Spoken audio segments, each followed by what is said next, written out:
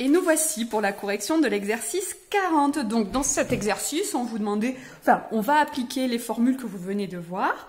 Donc on vous demande de calculer le produit scalaire de AB à C. Ici, vous avez des coordonnées, donc on va utiliser la formule qui consiste à dire que si U a pour coordonnées x1, x2, x1, y1 et V a pour coordonnées x2, y2, il suffit juste de faire x1 plus x2, x1 fois x2 plus y1 fois y2. Pour une fois qu'on a une formule facile, on en profite. Donc je calcule les coordonnées de AB.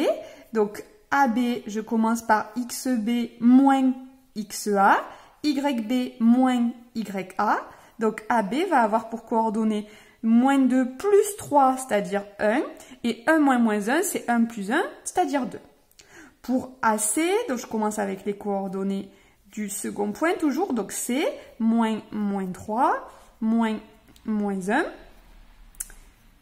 Je vais faire un effort pour écrire plus correctement. Donc ça fait 5 et 1. Et donc AB scalaire AC, vraiment facile, c'est 1 fois 5 plus 2 fois 1, on obtient donc 7. Voilà, c'est tout.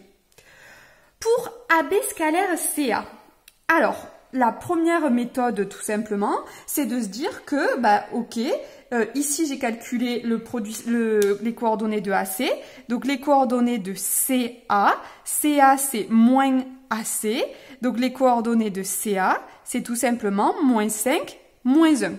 Donc, produit scalaire, AB, on a dit ses coordonnées, c'était 1 et 2. Et je multiplie par celles de CA, qui sont donc moins 5, moins 1. J'obtiens donc moins 5 plus moins 2, moins 7.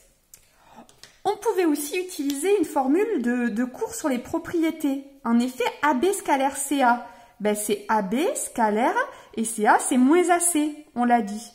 Je peux donc, d'après mes propriétés de cours, sortir ce moins. Ça fait moins AB scalaire AC. Et AB scalaire AC, vous l'avez calculé au-dessus. Donc ça fait moins. Et AB scalaire AC, vous voyez ici, vous l'avez calculé là, ça fait 7. Donc moins 7. Voilà. On pouvait utiliser ce résultat sans aucun souci. Ensuite, AB carré. AB carré, donc c'est tout simplement AB scalaire AB. C'est-à-dire 1 fois 1, puisque voilà, plus 2 fois 2, on obtient 5. D'après votre formule, donc ça c'est une première méthode, parfait, il y avait pas mal de méthodes. Hein. D'après votre formule de cours, c'est aussi la norme du vecteur AB au carré, c'est-à-dire en fait racine de xb, l'abscisse, les coordonnées du vecteur AB au carré. Donc ça faisait tout simplement, en fait, il suffisait juste de prendre les coordonnées d'AB et de les mettre au carré. 1 au carré plus 2 au carré, ça fait 5. Voilà, ici, j'ai pas complété, mais c'est l'abscisse du vecteur AB au carré plus l'ordonnée du vecteur AB au carré. Et vu qu'il y avait la racine et le carré, ça s'annule. Et enfin, donc, ici, AB, AB, tout simplement, c'était égal à la racine de la norme de AB, en fait, c'est égal à racine de AB carré.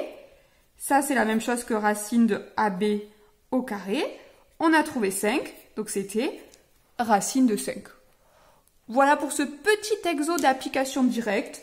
J'espère que ça allait, qu'il n'y a pas trop de soucis là-dessus. Et puis, je vous retrouve pour la suite.